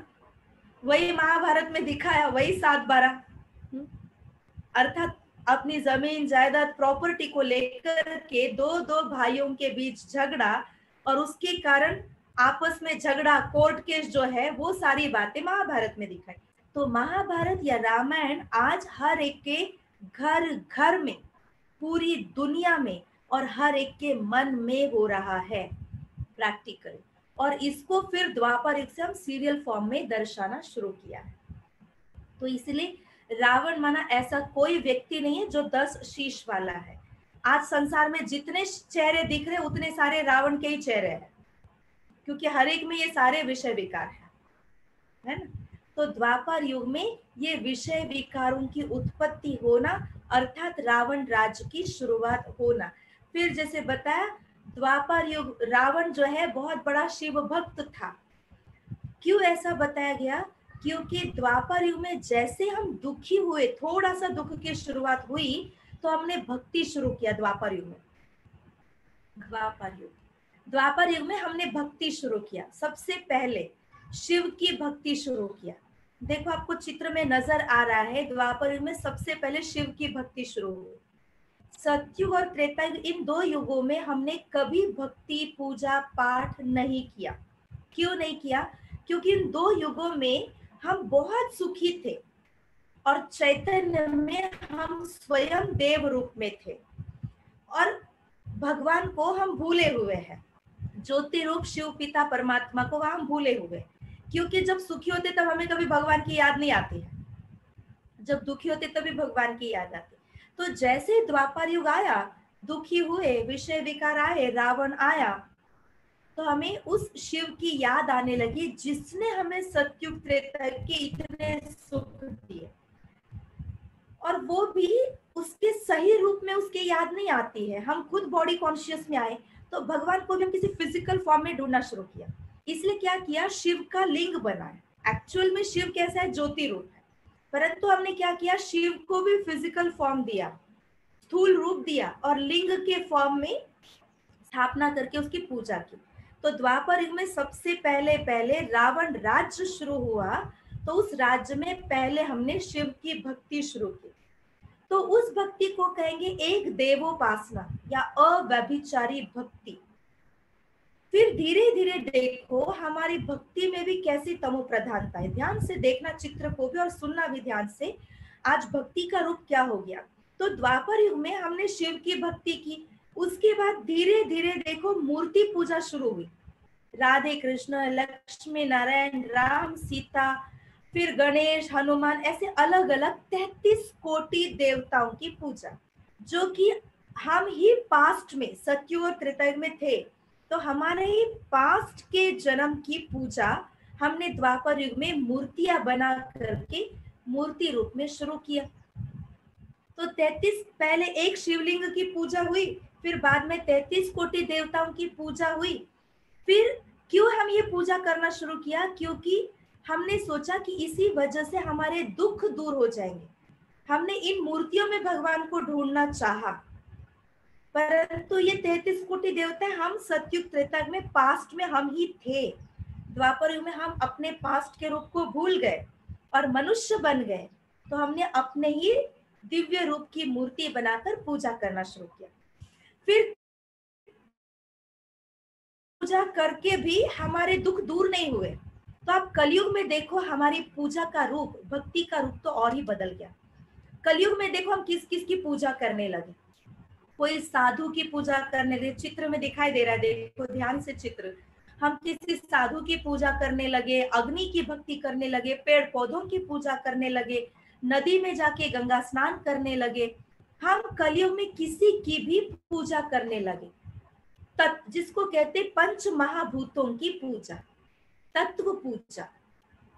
कलयुग में हमारी भक्ति इतनी तमो प्रधान हो गई कि हम किसी में भी भगवान को ढूंढने लगे, किसी को भी भगवान का रूप समझने लगे। पेड़ पौधे, अग्नि, साधु, सूर्य, क्या ये सभी भगवान के रूप है? भगवान कोई रूप नहीं धरता, भगवान एक ही साकार देह में आता है, प्रजापिता ब्रह्मा की, और उसका ओरिजिनल रूप ज्योति रूप है। बाकी वो कोई शारीरिक रूप दूसरे लेता नहीं। परंतु आज कलयुग में हमारा भक्ति का रूप देखो इतना तमो प्रधान हो गया, हमें इतने में समझ नहीं रही कि क्या पेड़ में भगवान है, क्या पत्थर में भगवान है, क्या कोई साधु भगवान हो सकता है, क्या कोई व्यक्ति भगवान हो सकता है? साधु गुरु मार्गदर्शक है ना कि भगवान। परंतु हमने किसमें भी भगवान को ढूंढना शुरू किया। आपने अगर पीके मूवी देखा होगा, तो पीके मूवी में भी बहुत सुंदर रीति से भक्ति का रूप दिखाया कि भगवान को हर जगह ढूंढते ढूंढते, है भगवान तो मंदिर में है या मस्जिद में या गुरुद्वारा में, कहाँ है आखिर, तो कौन है और कहाँ है, जब पता नहीं पड़ रहा था। तो भक्ति का और एक रूप दिखाया कि किसी ने एक पत्थर को कलर लगा के एक जगह रख दिया, वहां पर थोड़े पैसे रख दिए, वहां दिया अगरबत्ती लगा दिया रास्ते में, तो आते जाते लोगों ने क्या किया, हर कोई आकर के उधर पैर पड़ने लगा, पैसे रखने लगा और पूजा करने लगा। ऐसे पीके मूवी में दिखाया है। इसका भाव क्या है? आज हमने भक्ति को, भगवान को बिजनेस का रूप बना दिया, और कोई भी पत्थर को कलर लगा दिया तो हो गया वो भगवान। मंदिर में भी गए, मूर्ति पर आपने हल्दी कुंकू डाला, और वो हल्दी कुंकू का हाथ कहाँ पोंछना है, तो जाके पेड़ को पोंछ दिया, किसी पेड़ को और किसी चीज को। तो किसी और ने, तीसरे ने आके देखा हल्दी कुंकू पोछा हुआ, तो उसको लगा रहे ये भी भगवान का रूप है, वो आकर के उसकी भी पूजा करने लगा। उसको भी हल्दी कुंकू डालो, फल चढ़ाओ, फूल चढ़ाओ, नमस्कार करो। तो क्या किया हमने, इतनी तमोप्रधान भक्ति शुरू हो गई कि हमें ये भी समझ नहीं रहे कि क्या इसमें भगवान है, क्या ये भगवान हो सकता है। इसमें हमारा भाव बहुत अच्छा है कि किसी भी तरह से हमको भगवान मिल जाए। क्यों? क्योंकि भगवान मिलेगा तो भगवान ही हमारे दुख दूर कर सकता है, केवल वो ही दुख हरता सुख करता है, ये बात हमें स्पष्ट है। इसलिए हर चीज में हमने भगवान को ढूंढना शुरू किया। जैसे देखो, आपकी अगर कोई वैल्यूएबल चीज, समझो कोई आपकी गोल्ड की ईयर रिंग है, या कोई भी चीज गोल्ड की है, डायमंड रिंग है, अगर गुम हो गई है, तो हम कहीं पर भी ढूंढते, क्योंकि वो बहुत वैल्यूएबल है, कॉस्टली है, तो हम पागलों के जैसे कहाँ भी ढूंढेंगे। बाथरूम में जाके ढूंढेंगे, कबर्ड के अंदर के कपड़े एक एक झटक झटक के ढूंढेंगे, कबर्ड के नीचे झुक के ढूंढेंगे, डस्टबिन के अंदर का सारा कचरा बाहर निकाल के उस डस्टबिन में ढूंढेंगे, कहीं पर भी हम ढूंढेंगे। फ्रिज के अंदर, किचन में जाकर फ्रिज में ढूंढेंगे, या कोई कहीं पर जहां कभी हम रखते नहीं वहां पर हम ढूंढेंगे। क्यों? क्योंकि हमारा एक ही भाव होता है कि बाय मिस्टेक रख दिया हो और हमें मिल जाए, है ना, ऐसे सोच के हम ढूंढते हैं। तो ठीक ऐसे ही भगवान को भी हमने हर चीज में, पेड़ में, पौधों में, पत्थर में, पानी में, हर चीज में क्यों ढूंढ रहे? हमको लग रहा है इसमें तो मिलेगा, इसमें तो मिलेगा, यहाँ तो मिलेगा, वहां तो मिलेगा, कहीं तो मिलेगा। तो भाव हमारा अच्छा है, लेकिन समझ हमारी गलत है। तो हर चीज में भगवान नहीं है। और जब ऐसे भक्ति का भ्रष्ट रूप हो जाता है, भक्ति हमारी व्याभिचारी हो जाती है, तो फिर संगम युग पर भगवान को खुद को इस सृष्टि पर आना पड़ता है। फिर जब हम कलयुग में आते हैं, द्वापर युग में हम 21 जन्म लेते हैं, और जैसे हम कलयुग में आते हैं तो कलयुग में आने के बाद हमारी सोल पावर क्या हो गई, और भी कम हो जाएगी ना, सोल पावर और कम हो जाती है। तो यहाँ आत्मा को, जैसे कहा गया ना आयरन एजेड वर्ल्ड कलयुग में, क्योंकि आत्मा एकदम काली हो गई, तमो प्रधान हो गई, तो यहाँ आने वालों को शूद्र वर्ण कहा गया। आत्मा कलाहीन बन गई, आत्मा में कोई पावर नहीं रही। शूद्र वर्ण का क्यों कहा गया, क्योंकि विषय विकारों से हम इतने विकृत कार्य कर रहे हैं, गलत गंदे काम कर रहे हैं, और जो कार्य कर रहे हैं वो भी हमें समझ नहीं रही कि ये गलत कार्य है, ये गंदा है, ये हमें नहीं करना चाहिए। ये भी समझ हमारे भीतर बची नहीं है। केवल अपना स्वार्थ और अपने वासनाओं की तृप्ति के लिए इंसान क्या क्या कार्य कर रहा है, सामने चित्र में आपको नजर आ रहा है। तो कलयुग में आत्मा एकदम कलाहीन बन गई, आत्मा की पावर एकदम डिप्लीट हो गई। जैसे कोई बैटरी या लाइट डिम हो जाती तो टिम टिम करते, ऐसे आत्मा टिम टिम करने लगे, पावर खत्म हो गई, क्योंकि विषय विकार इतने ज्यादा हावी हो गए हैं। लोग कहते कि विकार के बिना तो रह ही नहीं सकते हैं। तो इतना ज्यादा वासनाओं के पास अधीन हो गए और विकार हावी हो गए हैं, तो ये अति तमो प्रधानता की निशानी है। तो कलयुग में इसलिए हर एक कोई किसी भी कुल का है, जाति का है, परंतु कर्म और वृत्ति मात्र शूद्रों के जैसी है, इसलिए कलयुग में आने वालों को शूद्र वर्ण का कहा गया है। और यहाँ के 1250 साल में जो हम जन्म लेते हैं वो 42 जन्म, 42 जन्म लेते हैं। फिर आयु की तो कोई सीमा ही नहीं, फटाफट एक जन्म लिया, मौत हुआ, फिर दूसरा जन्म। हम देखते हैं ना, आज बच्चा पैदा हुआ, पैदा होते ही मर जाता है, पैदा होकर के 1-2 साल में मर जाता है, पैदा होने के पहले गर्भ में ही मर जाता है। तो इतनी फास्ट मृत्यु, अकाले मौत जिसको कहते हैं, होलसेल मौत का बाजार आज कलयुग में हो रहा है। क्यों? क्योंकि आत्मा की पावर इतनी कम हो गई कि एक शरीर को ज्यादा समय तक हम चला नहीं पा रहे हैं, तो 42 जन्म हो जाते हैं। और जब कलयुग में आत्मा की पावर एकदम कम हो जाती है, चार्ज होती नहीं है। आज कलयुग में कोई भी हो, साधु संत महात्मा गुरु साधारण मानव कोई भी हो, हर आत्मा की पावर डिस्चार्ज होने पर है, टिम टिम करने लगे आत्मा। तो ऐसे समय पर परमात्मा खुद इस सृष्टि पर आता है, जो पावर हाउस है। तो पावर हाउस खुद इस सृष्टि पर आकर के हम आत्माओं को ये सारा ज्ञान देता है, जिस ज्ञान के आधार से जैसे हमारा एक नया जन्म होता है। जैसे यहाँ चित्र में दिखाया है, परमात्मा पावर हाउस संगम युग पर आते हैं और हम सभी को अपना सोल कनेक्शन उस पावर हाउस के साथ कैसे जोड़ना है वो सिखाते हैं, मेडिटेशन सिखाते हैं, जिससे फिर से आत्मा की पावर को हम बढ़ा सकते हैं, चार्ज कर सकते हैं। और वो करने के लिए, मेडिटेशन करने के लिए नीचे दिखाया कि जैसे ये ज्ञान का यज्ञ, और इसमें स्त्री और पुरुष दोनों भी अपने विषय विकारों की आहुति दे रहे हैं, काम क्रोध लोभ मोह अहंकार की आहुति देते हैं। और इस आहुति से क्या होगा, जो लेफ्ट साइड में दिखा है, जो कलयुगी गृहस्थ है, कलयुगी कपल है, वो इन विकारों की आहुति यहाँ देने से राइट साइड में दिखा है स्वर्ग, कलयुग से निकलकर संगम युग पर विषय विकारों की आहुति देकर यही कपल, यही पति पत्नी स्वर्ग की ओर जा रहे हैं, श्री लक्ष्मी नारायण बन करके। क्योंकि कहा जाता है नर ऐसी करनी करे जो नर से श्री नारायण बन जाए, और नारी ऐसी करनी करे जो नारी से श्री लक्ष्मी बन जाए। तो परमात्मा अभी हमको ऐसे कर्म सिखाते हैं संगम युग पर कि जो नर नारायण बन जाए और नारी लक्ष्मी बन जाए। ऐसी पवित्रता, ऐसे शुद्ध विचार, शुद्ध कर्म भगवान हमको संगम युग पर सिखाते। तो जैसे संगम युग पर हमारा एक नया जन्म होता है परमात्मा के द्वारा। क्यों नया जन्म इसे कहा गया, नया और दिव्य और दुर्लभ जन्म? ऐसा क्यों कहा गया? क्योंकि एक तो इस ज्ञान को कोटों में कोई ही समझेगा, परमात्मा को सभी इतना सहज रीति से समझेगा नहीं। दूसरी बात, द्वापर युग से हम भगवान को ढूंढ रहे अलग अलग रूपों में, पर संगम युग पर खुद भगवान ही इस सृष्टि पर आकर के अब हमें गाइड कर रहा है। इसलिए दुर्लभ है। बार बार भगवान आकर के गाइड नहीं करता है, अधर्म काल पर आकर के वो मार्गदर्शन करता है।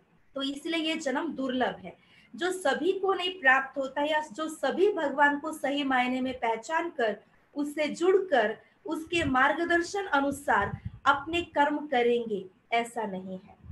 तो इसलिए ये दिव्य जन्म है और दुर्लभ जन्म है, जो सभी को नहीं मिलता है और जो बार बार नहीं मिलता है। तो संगम युग पर परमात्मा द्वारा ये ज्ञान पाकर, मेडिटेशन करके, हम अपने आत्मा को प्यूरिफाई करके, फिर हम सभी कलयुग में जितने भी है सब अपने घर परम धाम में जाएंगे। फिर सब वहां पर थोड़ा टाइम रुकेंगे, फिर वापस दूसरा साइकिल शुरू होगा। तो जैसे ही दूसरा साइकिल शुरू होगा तो परम धाम से केवल वही डिवाइन सोल सतयुग में आएंगे जिन्होंने संगम युग पर ज्ञान के आधार से अपने आप को, ज्ञान की धारणा से, पवित्रता की धारणा से अपने आप को पवित्र शुद्ध बनाए, मेडिटेशन से अपने पाप कर्म को खत्म किया, तो वही डिवाइन सोल्स सतयुग में आएंगे। फिर बाकी सब अलग अलग समय पर आते जाएंगे पूरे साइकिल में। तो पूरा सतयुग से लेकर कलयुग अंत तक हमारे कितने जन्म हुए, आप अभी काउंट करेंगे। कोई भी अपने आप को अनम्यूट कर लीजिए। और जो जन्म हमने बताया, सतयुग में कितने जन्म बताए,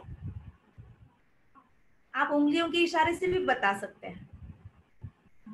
सतयुग में हम 8 जन्म लिए थे, राइट, 8 जन्म लिए थे। त्रेता युग में कितने,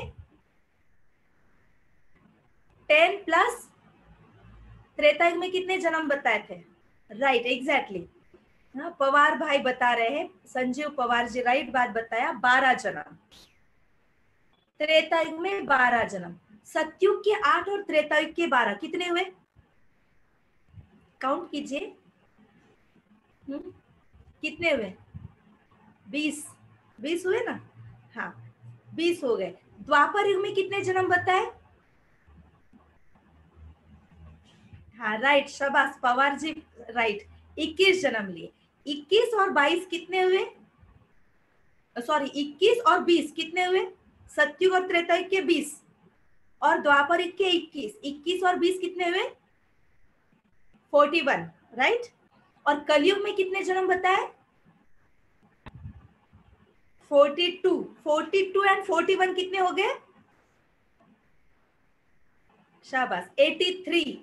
हाँ पवार भाई साहब एकदम एक्यूरेट उंगलियों के इशारों से बता रहे हैं, बहुत अटेंशन से सुना हुआ है आपने, बहुत अच्छा सुना है, 83। और अभी संगम युग पर हमने 1 जन्म लिया, कितने हुए, 84।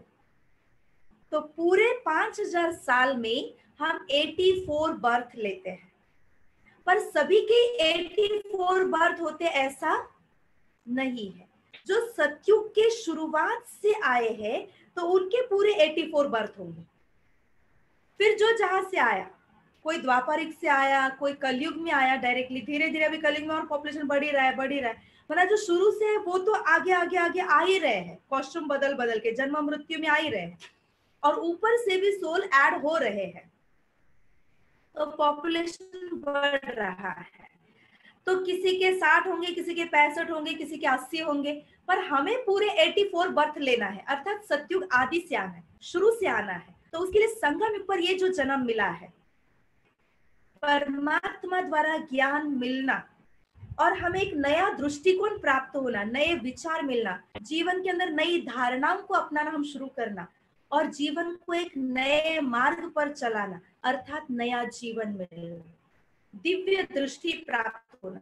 तो इस नए जीवन के साथ चलना ये दुर्लभ जन्म है। इसके आधार से हम पूरे सतयुग आदि से अपना पार्ट बजा सकते हैं, अर्थात पूरे 84 जन्म हमारे हो सकते हैं। हमें सतयुग आदि से आना है, स्वर्ग के संपूर्ण सुख को हमें अनुभव करना है, जीवन मुक्ति का जन्म हमें पाना है। सतयुग त्रेता युग को जीवन मुक्ति कहा गया है, तो उस जीवन मुक्ति को हमें पाना है। तो उसके लिए संगम युग के जन्म को हमें सफल करना है।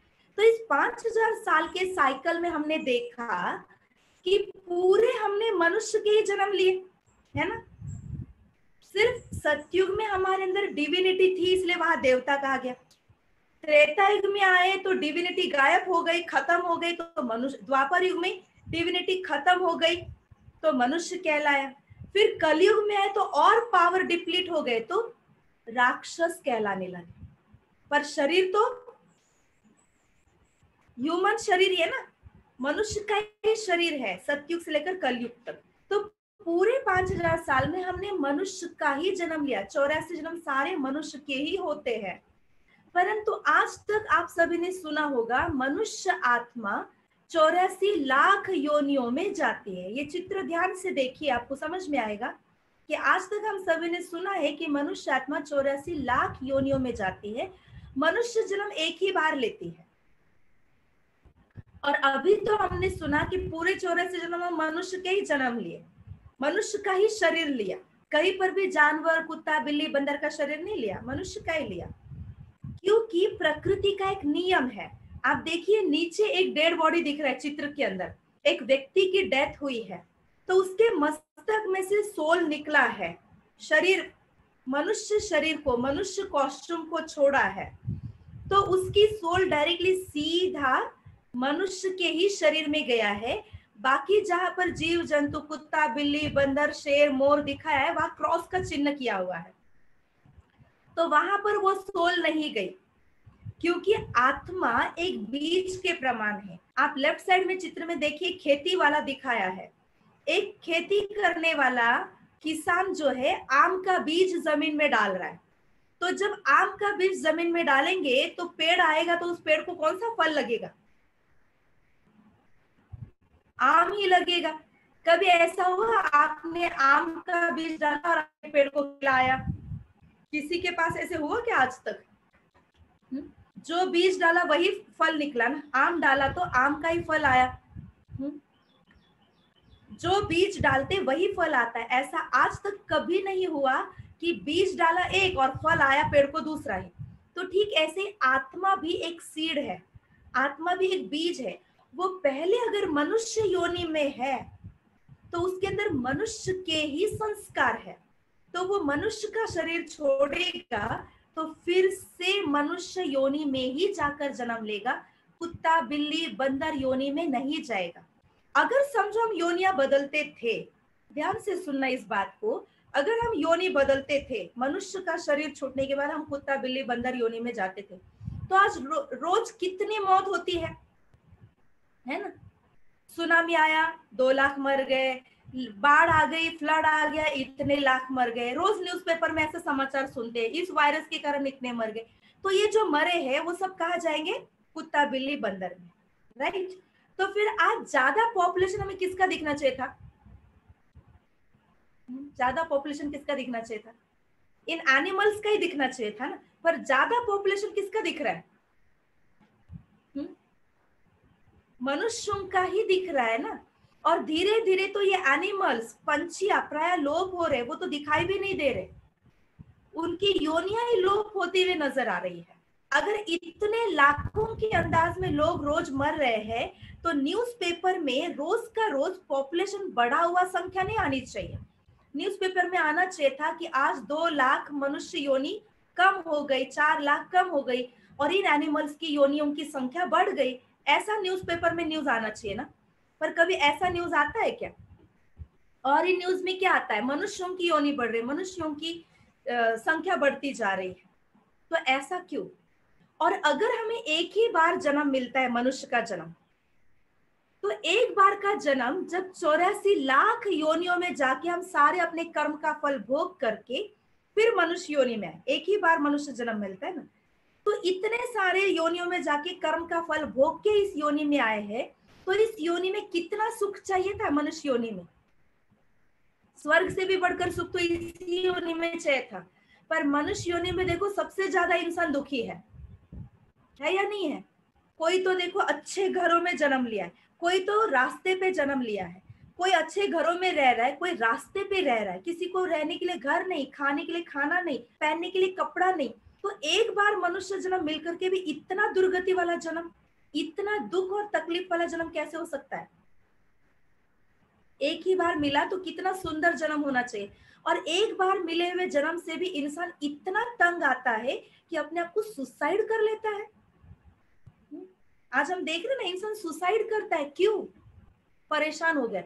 तो एक ही बार मिला हुआ जन्म अगर इतना सुंदर होने के बजाय इतना दुख में क्यों सुसाइड करना पड़ रहा है?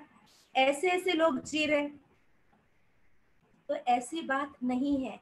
मनुष्य आत्मा अपने कर्म का फल भोगने उन योनियों में नहीं जाती है, फिर से मनुष्य योनि में ही आकर अपने कर्म का फल भोगती है। तभी तो मनुष्य योनि में हमें रियलाइजेशन है ना। हम कहते हैं ना, पता नहीं कौन से जन्म के कर्म का फल भोग रहा हूं। तो मनुष्य योनि में रियलाइजेशन है, पश्चाताप है, जिस पश्चाताप के आधार से फिर से हम अपने आप के कर्म में परिवर्तन ला करके सत्कर्म करके सदगति की ओर जा सकते हैं। अगर हम दूसरे योनि में जाए तो हमें कोई रियलाइजेशन है क्या? समझो इस जन्म में हमने चोरी की, इसलिए अगला जन्म बिल्ली का मिला, तो बिल्ली की योनि में जाने के बाद हमें ये समझ पश्चाताप रहेगा, अरे पिछले जन्म में मैंने चोरी की थी ना, इसलिए मुझे अभी बिल्ली का जन्म मिला। समझ में आएगा? रियलाइजेशन रहेगा। और बिल्ली का काम क्या है?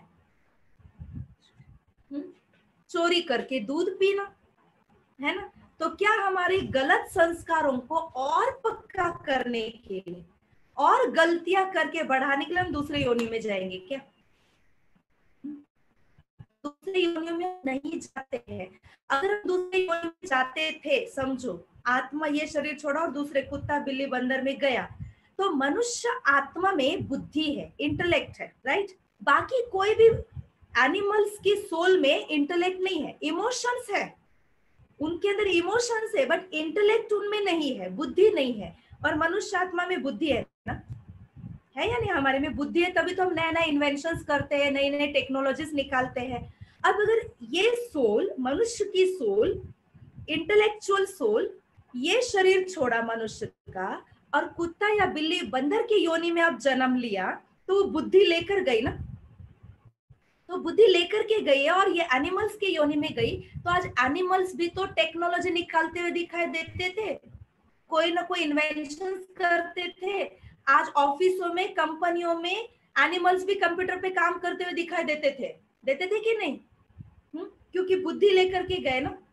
पर ऐसा तो दिखता नहीं है, क्योंकि मनुष्य आत्मा कोई भी योनि परिवर्तन नहीं करती है। जो जिस योनि में वो उसी योनि में जाता है। कुत्ता कुत्ते के योनि में जन्म लेगा, बंदर बंदर के योनि में, गधा गधे के योनि में, और मनुष्य आत्मा मनुष्य के ही योनि में आकर जन्म लेते, दूसरे योनियों में नहीं जाते। हम अपने कर्म का फल मनुष्य योनि में ही आकर के भोगते हैं। इसलिए इतना दर्द, इतनी तकलीफ, इतनी पीड़ा क्यों है? आज तो देखो कलयुग में सबसे ज्यादा इंसान दुखी है। जानवर तो फिर भी अच्छा सा घूम रहा है, इंसान रोड पे घूम रहा है, रोड पे सो रहा है, और कुत्ता देखो गाड़ी में घूम रहा है। बिल्ली हर एक के घर में, कईयों के घर में बिल्ली रहता है, उसकी तो बच्चे के जैसे बिल्ली की, कुत्ते की पालना होती है। बिल्ली को, कुत्ते को कपड़े पहनाए जा रहे हैं, उसके लिए गरम गरम रोटी बना के दिया जा रहा है, उसको खाना खिलाया जा रहा है, गाड़ी में कुत्ते बिल्ली को घुमाया जा रहा है, बच्चे के जैसे उसको प्यार किया जा रहा है, और लोग इंसान रास्ते पे जी रहे हैं। तो इतनी बड़ी बुरी दुर्गति इंसान की क्यों है? अगर एक ही बार मनुष्य जन्म मिलता था तो इससे तो फिर जानवर का जन्म अच्छा था ना। तो जानवर का जन्म अच्छे की बात नहीं है। मनुष्य योनि में ये सारा जो आज भोग रहा है इंसान, ये अपने अपने कर्म का फल भोग रहा है। इसलिए देखो कई बार हम देखते हैं कोई कोई बच्चा पैदा हुआ, पैदा होते ही वो हॉस्पिटलाइज होता है, आईसीयू में होता है, उसको हर तरफ पाइप्स लगे हुए होते हैं, लगे हुए थे ना। और जब कोई तीसरा व्यक्ति देखता है तो देखने के बाद लगता है अरे कितना छोटा बच्चा है, अभी तो पैदा हुआ, अभी तो इस बच्चे ने दुनिया ही नहीं देखी, लेकिन कितना दर्द भोग रहा है। अब देखने वाले को लग रहा है बेचारा बच्चा, पर ये जो बच्चा ना इतना छोटा सा कॉस्ट्यूम लिया हुआ, उसके अंदर जो सोल है ना, वो सोल बहुत पुरानी है, पहले कई कॉस्ट्यूम में जन्म ले लेकर के उसके कर्म का फल अभी इतना भारी हुआ है कि अब ये कॉस्ट्यूम लेते, ये शरीर लेते, वो कर्म का बोझ इतना ज्यादा है कि जन्म लेने से वो भोगना शुरू हो गई। इसलिए इतना हॉस्पिटलाइज होना, हर जगह पाइप्स लगना, इतनी बीमारी के साथ, पीड़ा के साथ जीता है, उसको जिंदा रखने की कई कोशिशें की जाती है। तो इतना दर्द, इतनी पीड़ा क्यों है? क्योंकि उसके अनेक जन्मों के पिछले कर्म का बोझ इतना भारी हो गया कि अब ये जन्म लेते उसको उस कर्म का फल भोगना पड़ता।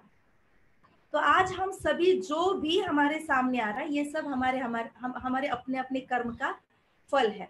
तो अब संगम युग पर फिर से हमें अपने कर्म के बोझ को फिनिश करना है। और वो कैसे होगा?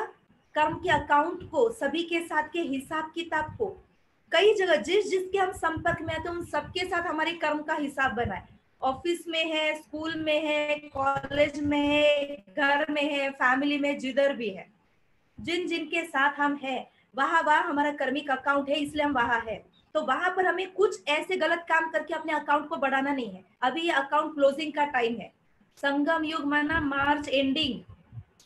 तो यहाँ पर हमें अपने कर्म के खाते को क्लोज करके सत्युगी दुनिया में जाने के नए कर्म का अकाउंट खोलना है, पुण्य का खाता जमा करना है। इसलिए संगम युग पर हमें परमात्मा जो ज्ञान दे रहा है, इस ज्ञान के आधार से सद ज्ञान से सदगुणों की धारणा करनी है, सत्कर्म करना है, जिस सत्कर्म से सदगति को पाएंगे, अर्थात फिर से सतयुग में हम जा सकेंगे। तो मनुष्य जन्म दुर्लभ नहीं है, मनुष्य जन्म में भी ये 84वां जन्म जो ईश्वरीय बर्थ हमको मिला है, संगम युगी जन्म हमको मिला है, ये जन्म बहुत वैल्यूएबल है। ये जन्म दुर्लभ है जो बार बार नहीं मिलता और जो सभी को नहीं मिलता। तो आपका भाग्य है जो आपको ये ज्ञान मिला, परमात्मा का परिचय हुआ और ये सारा सद ज्ञान आप अपने अंदर भर रहे हैं, अर्थात सदगति की राह आपका खुल गया है, माना आपका नया जन्म हुआ है। तो आपको इस नए जन्म की गॉडली बर्थ की बधाई हो। अब इस गॉडली बर्थ को अच्छी तरह से जीना है, अर्थात गॉड के द्वारा जो ज्ञान, जो प्योरिटी, जो मेडिटेशन हमें सिखाया जा रहा है उसको फॉलो करके अपने इस जीवन को भी पूरी तरह से आनंदित करना है और सतयुग के जन्म को भी निर्धारित करना है। अच्छा, ओम शांति।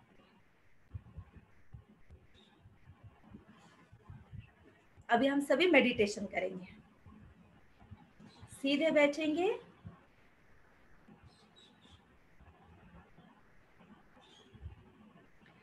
कल भी सेशन होगा, कल शाम आप सभी, अभी ये सेशन को हम कंटिन्यू करेंगे, करना है ना आप सभी को? हाथ हिला के बताना। हाँ, तो सेशंस को कंटिन्यू करेंगे, घर बैठे बैठे आपको अच्छा सा ज्ञान मिल रहा है, मेडिटेशन सीख रहे हैं, तो जरूर इसका लाभ लेते रहना। सभी आप अपना वीडियो ऑन कर सकते हैं और आपको परसों जो हमने नंबर दिया था, फोन नंबर, तो उस फोन नंबर पे आप सभी अपना अपना ओम शांति लिख करके अपना नाम डाल दीजिए। तो आपके फोन नंबर्स हमारे पास आएंगे ताकि हम आपको हर सेशन को के ये वीडियो भी भेज सकेंगे और हर सेशन के बारे में और आगे क्या सेशन है वो भी आपको इन्फॉर्म कर सकेंगे।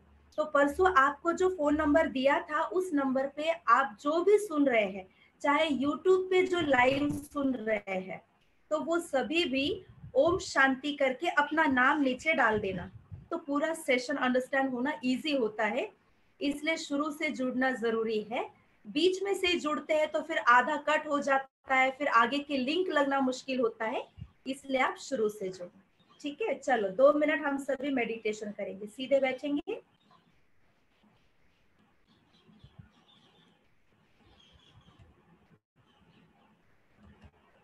अपने मन को सब तरफ से हटाते हुए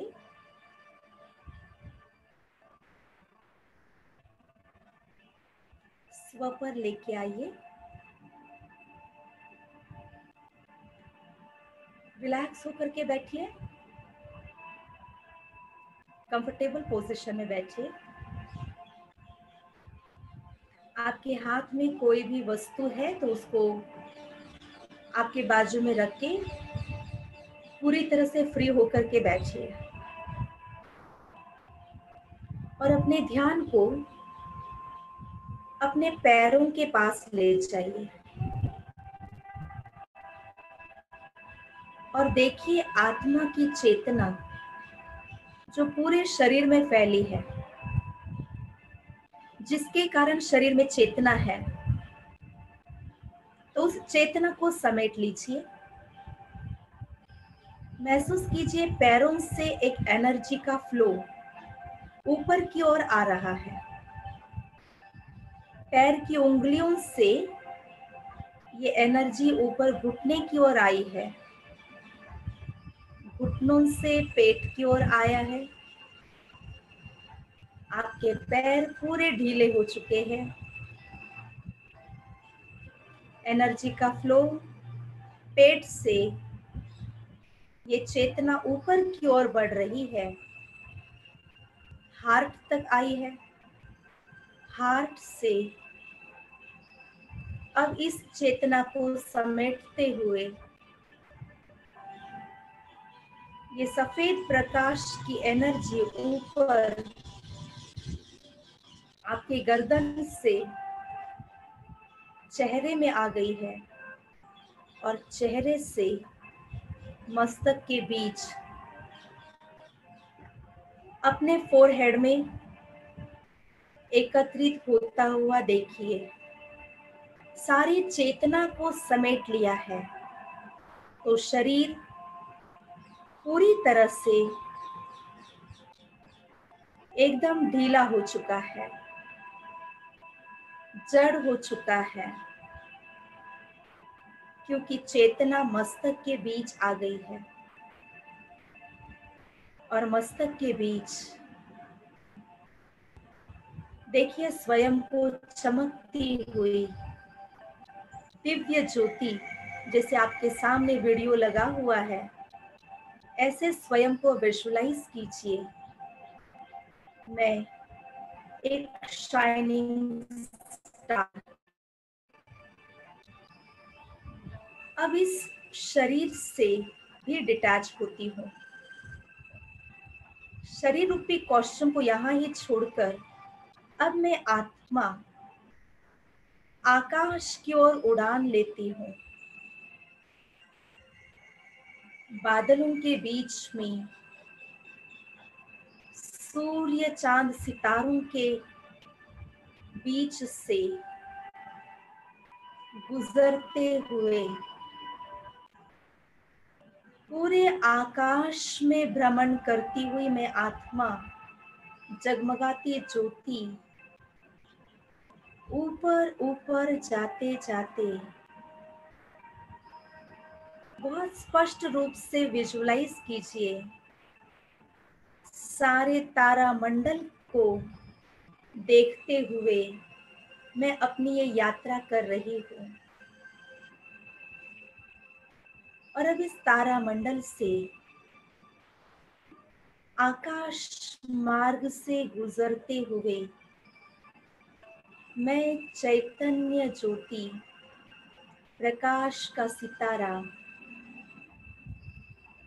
आकाश तत्व को भी पार कर अपने घर उस लाल प्रकाश की दुनिया में पहुंची हूँ, परम धाम, जहाँ चारों ओर बहुत शांति है और जिस घर में मेरे पिता परमात्मा सुप्रीम सोल परम शक्ति ऑलमाइटी शिव बाबा, उनके नजदीक में आत्मा पहुंची हूँ और जैसे उनके नजदीक पहुंची हूँ तो सुप्रीम पावर की सारी पावर्स मुझ आत्मा के भीतर प्रवेश हो रही है। जैसे आत्मा के ऊपर गॉड्स लव का शॉवर, गॉड्स पावर्स का शॉवर आ रहा है और ये सारी पावर्स आत्मा के भीतर भरती जा रही है।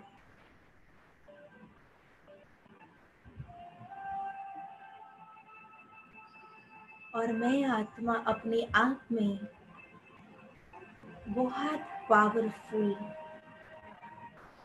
लवफुल बनते जा रही हूँ। परमात्मा के नजदीक,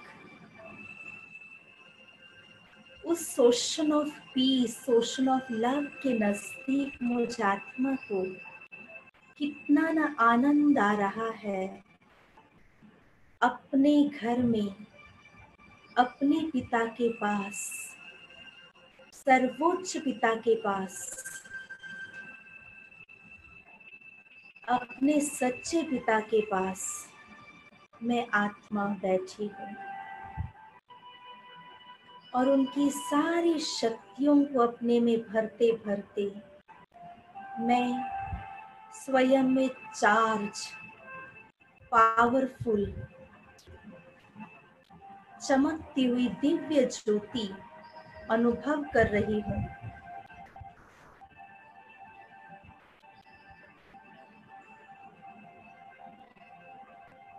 उस परमधाम की एकांत में, परमधाम की गुफा में ज्योतिरूप शिव बाबा से मेरा ये रूहानी मिलन और उसकी सारे स्पिरिचुअल पावर अपने में भरते हुए, समाते हुए आत्मा को बड़ा आनंद आ रहा है।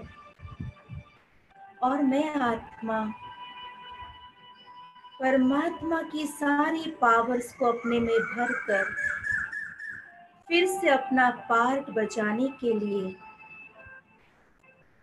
परमधाम से मैं पावरफुल सोल, जगमगाती ज्योति,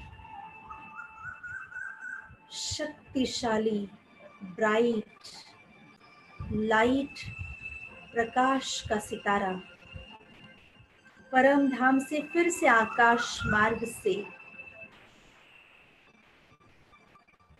तारामंडल से गुजरते हुए बादलों के बीच में से फिर से धरती की ओर आ रही हूँ और अपने इस शरीर में मस्तक के बीच, फोरहेड में आकर बैठती हूँ। जैसे मैं आत्मा इस शरीर के बीच, मस्तक के बीच बैठ गई तो पूरा शरीर इस परमात्मा प्रकाश से भर चुका है। ओम शांति शांति।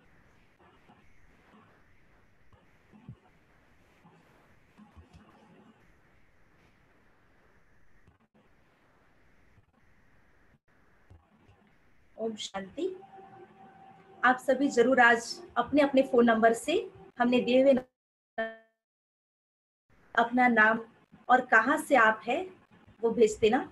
आपको वीडियोस भेजते रहेंगे और कल शाम तो शुरू से सुनेंगे तो आपको और अच्छा